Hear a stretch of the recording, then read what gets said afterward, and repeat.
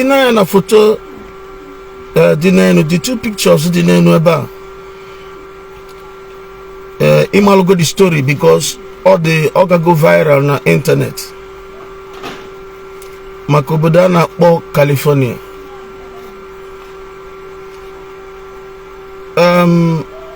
Mana tupu ngane ya ka nkwuo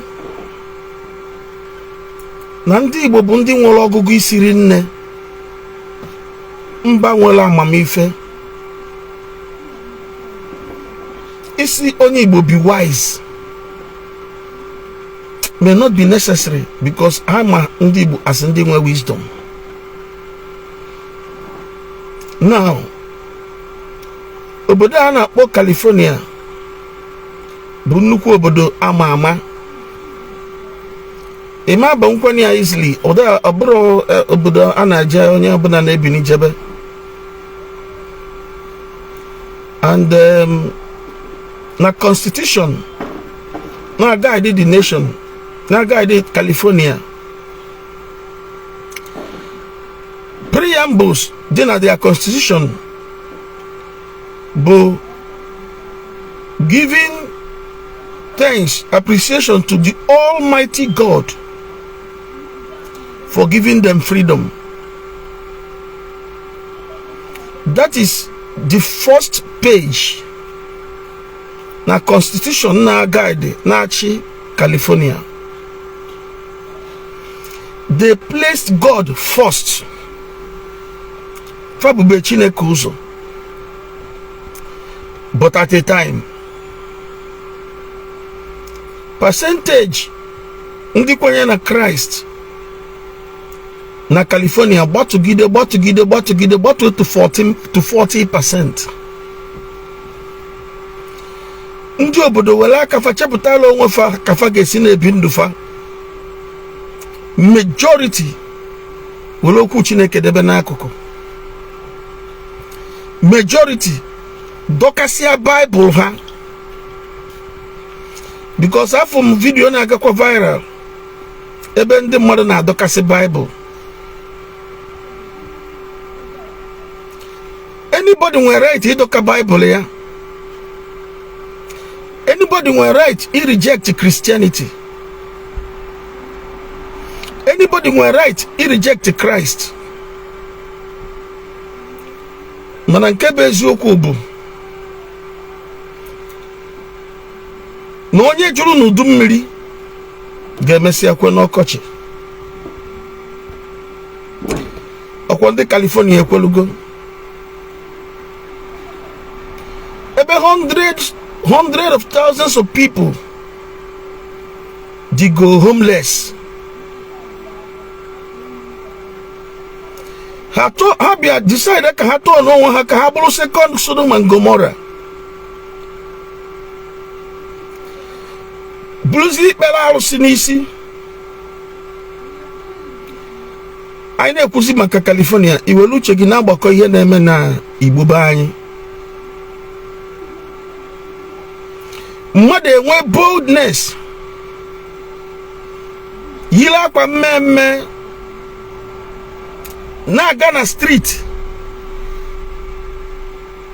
na-aga na the street of California, na-asị na ha chọrọzi Chineke. Mmadụ enwe boldness na ha chọrọzi Chineke.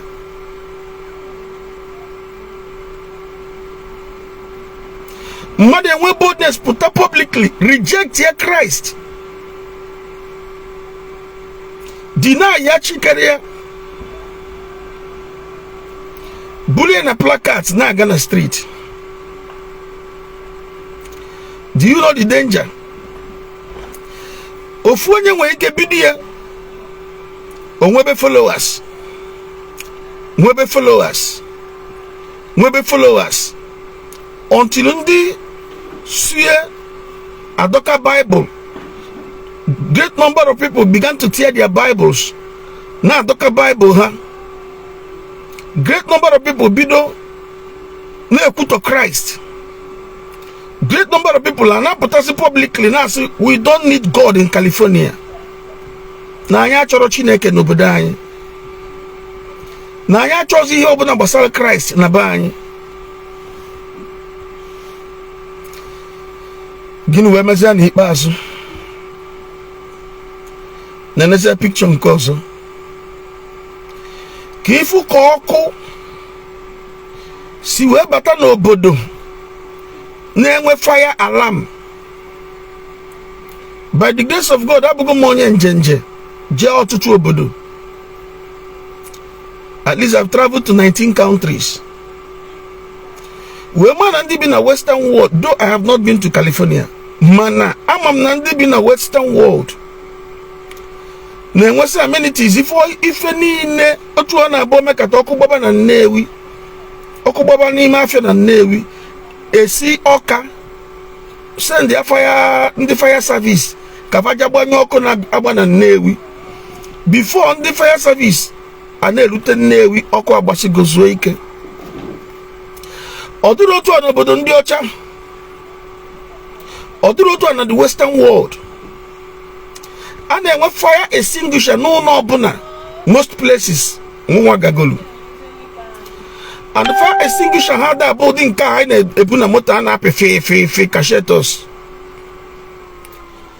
Na onwe ndị nke na-enwe fire extinguisher na-adị ka bọọlụ, na-abụ ọkụ hitiri anya ya, ọ bọstụa, o produce a powder. The powder emenyụ ọkụ ahụ. Kezi ebe fire extinguisher ha niile dị mgbe ọkụ ọgbụgba ji wee bata na California wee taa obodo pịa. Ọkụ ọgbụgba wee bata taa obodo pịa. Obodo si na ha chọrọzi Chineke. Ama m na ọ bụrụ mgbe aka na-ede Baịbụl na ihe a mee n'obodo a na a ga-edenye na Baịbụl.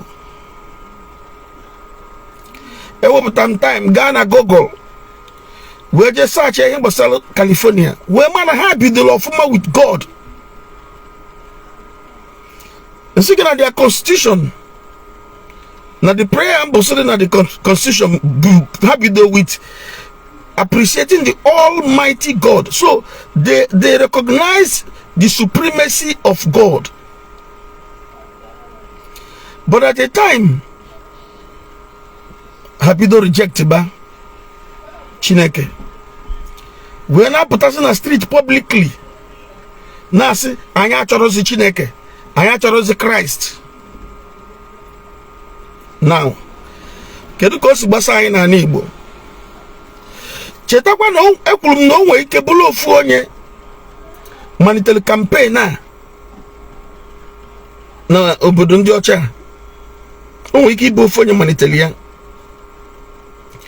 Ewe na-egbu mmụọ ndị ọzọ, na-egbu mmụọ many people, na-convert many people, na-eme ka so many people drop a Bible, na-eme ka so many people dokasịa Bible ha gbaa Bible ha ọkụ.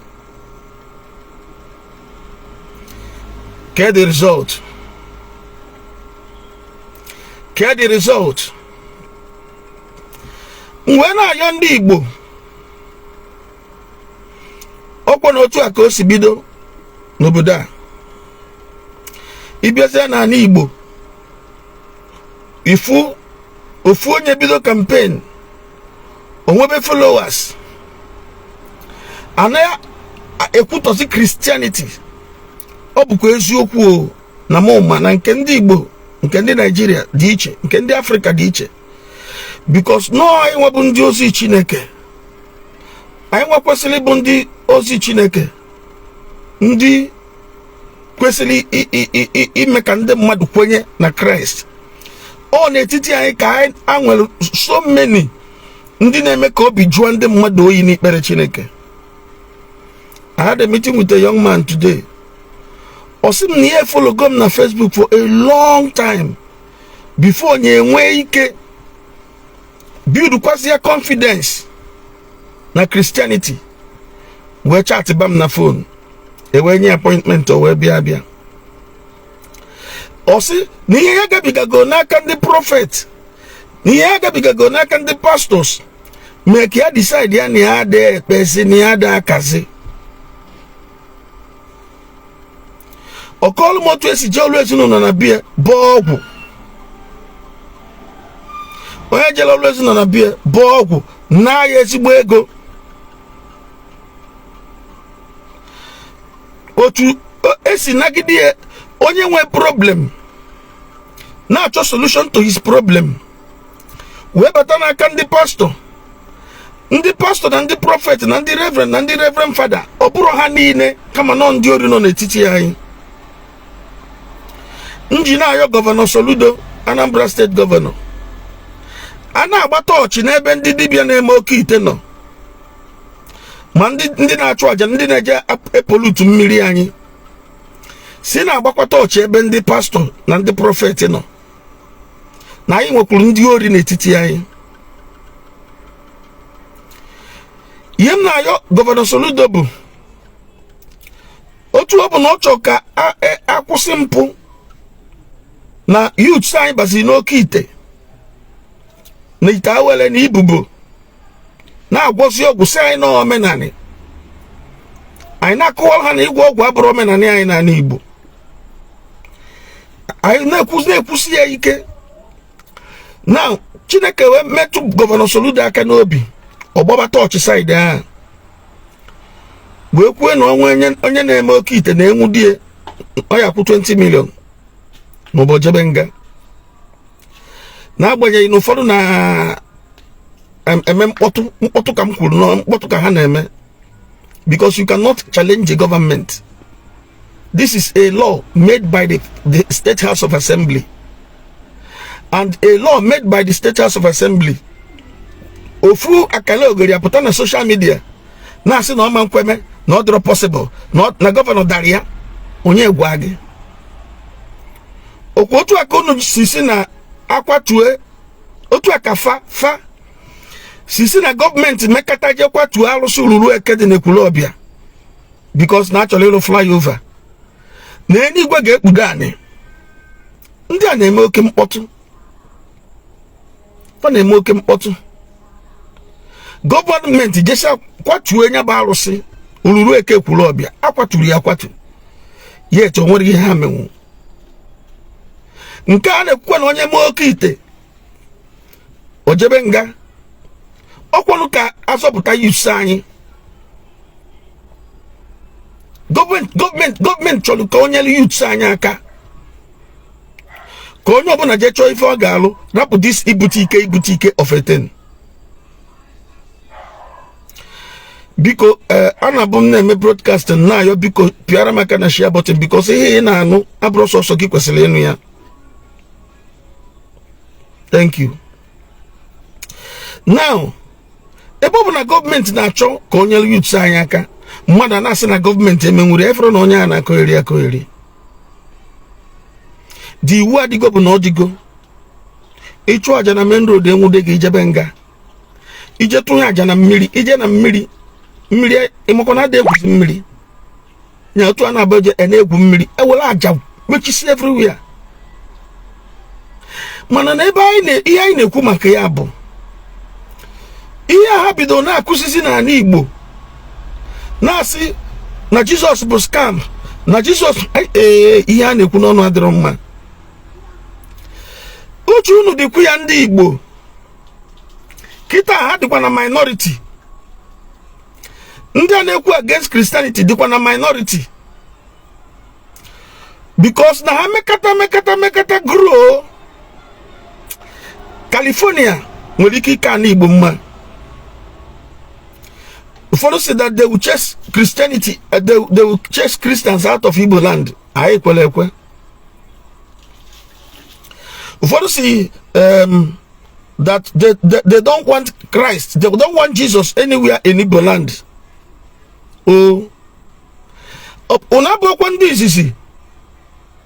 Ọbụkwa ndị izizi nekwa California na ha bụ ụzọ mie. Look at this young man na onye anọ n'elu ebe a, ha nwabụkwa ụzọ kwue we don't want God. Ana m adọkwa anyị aka na ntị ndị Igbo, unu ekwukwana ka iwe Chineke bịa n'ala Igbo otu ọ bịa na California, because it must na ihe mee na California dị natural. Mobu not the ordinary. Onwere ka ọ ga-adị ordinary. Na ka njisi na ọ bụ na mgbaka na the Bible, a ga-edenye na Bible. Na iwe Chineke dakwasị California. Unu ekwekwana ka iwe Chineke dakwasị ya n'Igbo. Unu ekwekwana ka ụmụaka mmadụ nọ na achụ na boy. Ndị jere ịgba boy.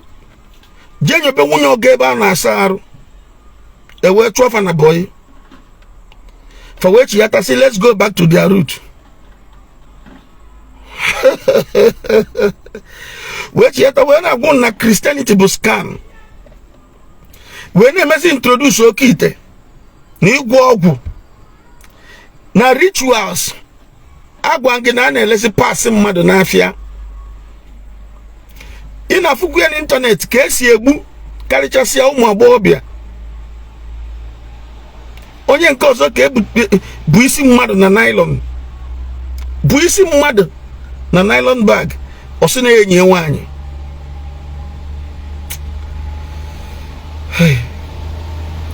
Bebekwa na ekpere ka iwe Chineke ghara ịdakwasị anyị n'ala Igbo. Ihe ndị a na-eme introduce ka e wee discourage ndị mmadụ from Christianity. Ane mmadụ mepe ọnụ. Oni ekwu inyo welafa Christ na egwu egwu welafa Chineke kere eke na egwu egwu simno aro binagu mmadụ na-ewere aro binagu webata n'ụlọ kpọọ ya Chidebe aro aro binagu una amarokwana they don't even know the root of that aro binagu. I always say, as a graduate of African traditional religion, Mbo, I can tell you more. Most of these families ne watch a problem today. Bumakana hama na haje bulu mwa na amaro no edebu batia no ebubatia no. Your ancestors sina Arab na agu ko nebi ha na ezuzu. Your ancestors me as Arab na agu. Na go bu n'ime ọhịa n'ime ịkpa. But you brought it in. Na ụlọ. Isi na family ama na-enwe problem. The main thing bụ na they don't even have they don't have history. They don't know history. They don't have information. Mana ihe na ayọkwa bụ bikonu. Be very careful with ụmụaka. Ka iwe Chineke yari dakwasị anyị Igbo dịka ọ dakwasị California. Ne onye na-ebugharị placards si na ha chọrọzi Chineke na California. N'ezie ihe mee na California later. Now all information I nwere. Na ndị a celebrate the fall of Christianity. That's a group. Na feel na ha succeed go na California. Celebrate the fall of Christianity. Na beha. Though na aka nwekwa Christians, basically Roman Catholics na California. Ask Google. 40% of the California ka bụ strong Christians. Mane will go greater. Rejecting Christianity. How we celebrated the fall of Christianity. Soludo 28 days. How you celebrated the fall of Christianity? Iwe Chineke dakwasị obodo. Oku weba thousands of acres. Ndị ọcha jiri fire extinguisher egwu. Ndị ọcha nwe fire stoppers. Karịa onwe ihe anyị nwere ebe a. Ụmụrụ ihe anyị nwere ebe a. Fire alarm dị n'obodo ndị ọcha. Anyị nwere ya here. Maka n'obodo ndị ọcha ka ọ ga-abụ ọkụ mere na kpam. If ozugbo ndị ọbọlụ ha wuchie. If immediately ndị ọbọlụ ha wuchie menyu ọkụ. Mana nke abịazili emenyu nwuri emenyu. Isi na kekwanu ko yesi menyu ọkụ Chineke. Ọkwunu sinu na achọrọ Chukwu na bono. Unu sinu na achọrọ Chineke n'obodo unu. Ke unu na achọzi oke emenyu ọkụ. Iwe Chineke wedakwasị obodo a wee n'ụdọ na-arịrị. So many people dị homeless. Thousands, hundreds of thousands of people dị homeless. N'ezie dị mystery. Ọkụ gbagide pụta n'ọnụ ụka. Ọcharịa. Ọkụ gbagide pụta n'ọnụ ụka ịfụkwara na picture. Ọcharịa gbalụ na-aga. Onye si na Chukwu adịrọ. Onye si na Chineke adịrọ. Since ifu gbasara California ji wee fesa on internet, so many people na condemn Christianity. Nọzụkwa afụ nwayọ kịta. Watch ya ka ifu. They don't make much noise again. So many people now condemn Christianity. So many people now say that Christianity bụ scam. So many people say that Jesus bụ ekuke. Hey, Chineke. Iwe Chineke ga-abịakwa ndo na Chineke bụ onye na-enwe ogologo na-enye mmadụ ogologo ụdọ. Chineke na-enye mmadụ ogologo ụdọ. So many people na-apụta na social media na-asị na Jesus bụ ekuke. Ha dịzikwa fụ nwa kam since ihe mere na California ji wee circulate na internet. Ha jizikwa nwa ya aga kịta. But mụ nwa chọọ ka m tie ka ọ bụrụ mkpu, yọọ ka ọ bụrụ ayịyọ, dụọ ka ọ bụrụ ndụmọdụ. Ndị Igbo na-ekwekwana ka iwe Chineke bịakwasị anyị. You can reject anything, but you don't reject God. You cannot reject your maker. Whether you believe or you don't believe, now you shall be me. We are children of God and will remain children of God forever. Mannem umunnem nine. Anyama jekata niruja azu. So I advise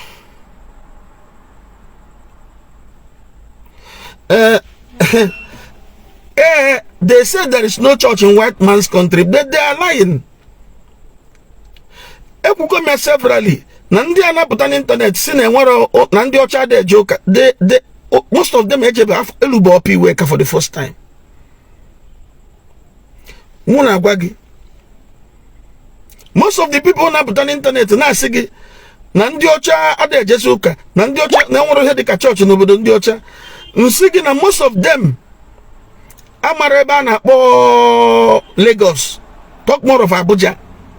Biakubezia travel out. Man, by the grace of God, then we got opportunity traveling to 19 good countries. Nejo kana fundi ocha. Nejo I have ministered na ebe ndi opu soso ndi ocha, soso ndi sioji na abona eba. Me administration eba, ziozio eba. Oh, nke na-asị nọọsụ na Nigeria ka ọ ya bele mmadụ ada na anointing. Gaa na my page ka ife ebe onye ọcha na ebe anointing na-ebu onye ọcha, ebe m na-ekpe ekpele anointing na-akwagharị onye ọcha, a medical doctor for that matter.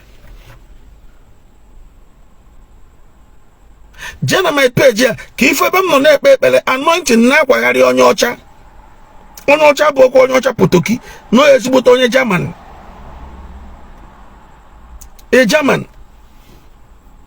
So ndị anọla deceivers ndị ekwensu chụpụtago ka ha wee dọta iwe Chineke, ka ha wee deceive many people, ka iwe Chineke wee bịakwasị anyị n'ala Igbo a. Most of them will tell you ndị ọcha dị eje ụka, ndị ọcha dị eme nka. Don't mind them. Don't mind them. It's not true. They don't know anything. They've not gone anywhere.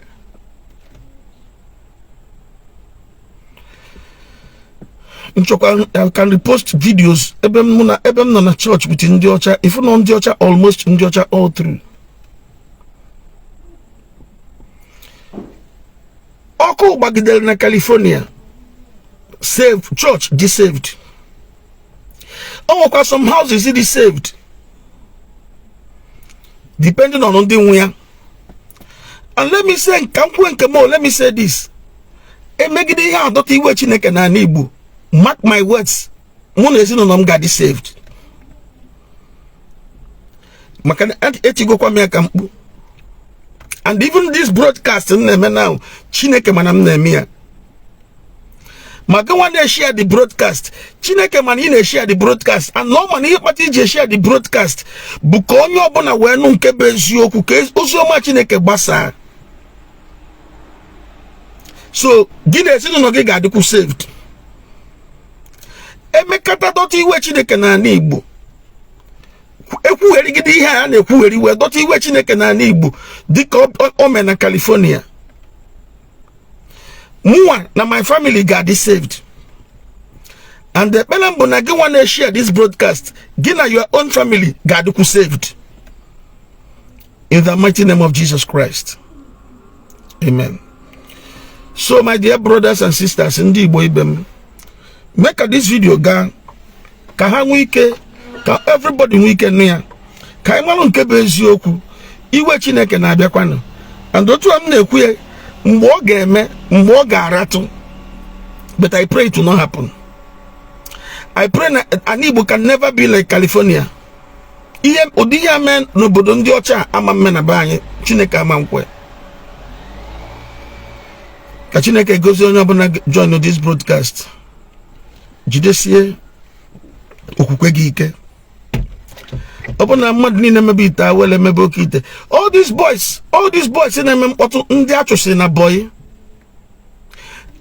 Ama m reason nji asị gị nọ ndị achụ na boy.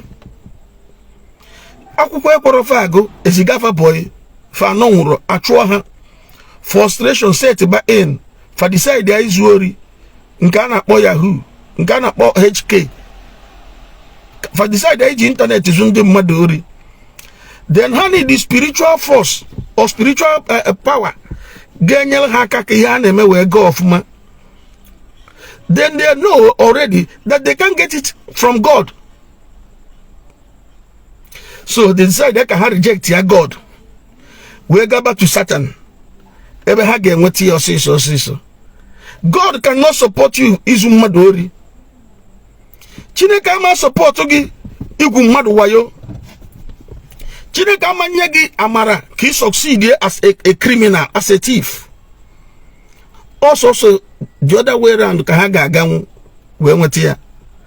And that is why they are turning away from Christianity. Then go on. You shouldn't happy ihe opipi. So he gets on her turn away from Christ. Jidesi okwe gị ike. Rapụba ụbọchị nta ka achụọ n'owole nchi. Na Igbo ịtụnye ego enu, a na-akwa ozu, a na-atụnye ego enu, a na-agba nkwụ, a na-atụnye ego enu. So onye na-elekọtazi ya, o nwere onye akwalụ mmịa n'oge gara aga. Immediately emechara that burial na Anambra State ya, ihe gbasara oke ite sala ọkụ, ibute ike wube ite awele wube every youth, almost every youth chọba ka ebutie n'ike maka faafụ ife eji ego mee na the burial. Agagide nka owe subulikwa ọzọ, ewe kwakwa mama onye ọzọ kwa kịta. Ụdị rituals ị ga-afụ, ụdị ibe isi mmadụ na ibe ala ụmụ nwaanyị ị ga-afụ. Jidekwa nwanne gị nwaanyị aka, jidekwa nwa gị nwaanyị aka. Mana ha megide ihe a, iwe Chineke dakwasị obodo a, I will be saved. Mụ na ezinụlọ m ga-adị saved. Gị nwa na-share this broadcast, ekpere m bụ na ị ga-adị saved. Ka Chineke gozie gị for being part of this short broadcast. Share the broadcast, and I'll keep on telling you that God the real. No matter what fake pastors and prophets and the mamoro mahana Chineke nwekwara encounter cha ha buru Bible sị na ha na-ezi ozi ọma. No matter what they have done to Christianity, mezie ka ndị mmadụ na-afụta Christianity as no business, na-afụta ikpere Chineke as no wayo, na-afụta ya na every pastor na-eme arrange, fa na-afụtazi ya na every miracle bụ arrange, na enwere ihe dị ka miracle. As some people used to say, there is nothing like miracle.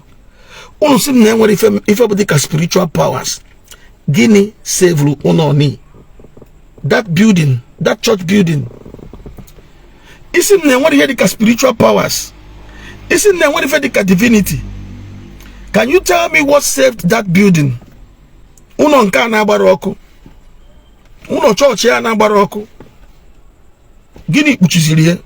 Ọkụ gba okirikiri ya niile gbalụ na-aga. Otu ka Chineke ga-echekwaba gị n'ezinụlọ gị. Anyanwụ ama ntigbu unu n'ehihie, ọnwa ama ntigbu unu n'abalị. Chineke kwukwara ka ihe ọjọọ ọbụla dakwasị gị n'ezinụlọ gị. Ochebe gị, ochebe mkpụrụ obi gị, ochebe ọbụna mbata gị. Ma taa ma echi wee dịrị gaba. And that man na 2025 so many people ga-enwe joy. Chineke ga-egosirili ife o ji bụrụ Chukwu na ndụ gị. Ka i wee nwee evidence iji asị ndị mmadụ bịa na Chineke na-eme mma, come and see. Ọ sị ihe dị mma, o nwere ike isi na Nazareth pụta.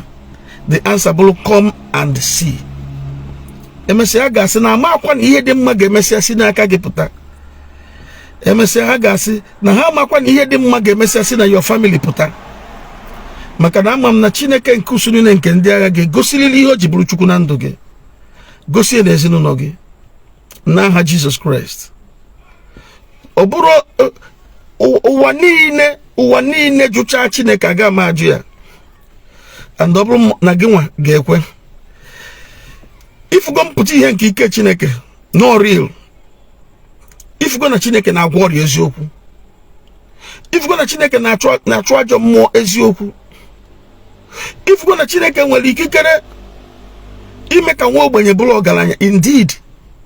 Wanting ndị ihe ọbụla ị na-ebikwasị aka ime, o si ebe a gọzie gị. You seen that God is real. Ihe m ji like i post testimonies, but to prove to you that God is real. God is real. Christ is real. And ị ga-enwe evidence na ndụ gị. A ga-enwe evidence ya n'ezinụlọ gị. Evidence bụ ihe afụrụ n'anya wee kweta. Ọ ga-eme na family gị. Ihe ga-eme ka agbata obi gị kweta na Chineke dị real. Ihe ga-eme ka ndị we adị gị na ndị niile mara gị kweta na Chineke dị real. Ọ ga-eme ka e wee nye afa nsi otuto n'aha Jesus Christ. Amen. Biko mmadụ ọbụla na-anaghị ego nke a dị mkparị nne. And unu ga na-echeta m admin, unu ga na-echeta m ka na-ekwe na live broadcast ọbụla. Mmadụ ọbụla na-anaghị ego na-ayọ gị ego, anyị ada ayọkwa ego. That person is not representing us. Maka onwe ndị asị na ndị na-acha atị ha na-anaghị ego. Number one, anyị ada na consultation fee. You kwesịghị ịma nke by now. You should have known that by now. Anyị ada anakwa ego partnership.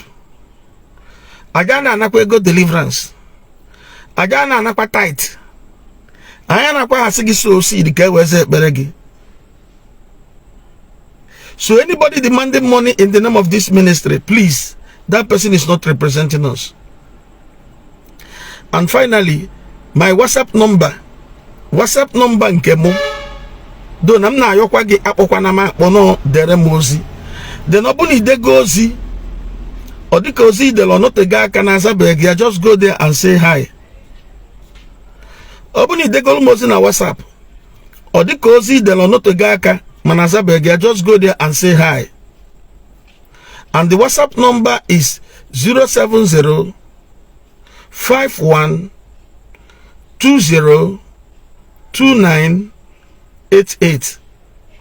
I will repeat, 070 51 20 2988.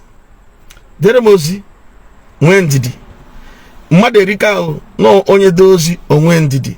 Mana ọ dịka nke ga notebega aka, just go there and say hi. I will give you attention. May God bless you, and I believe that this year will be better in all areas. Na ndụ gị, na family gị, n'ebe isi akpata ihe ị na-eli site na mara Chineke, this year ga-akara gị mma. in the name of Jesus Christ. God bless you for being part of this broadcast, and God bless you for sharing the broadcast.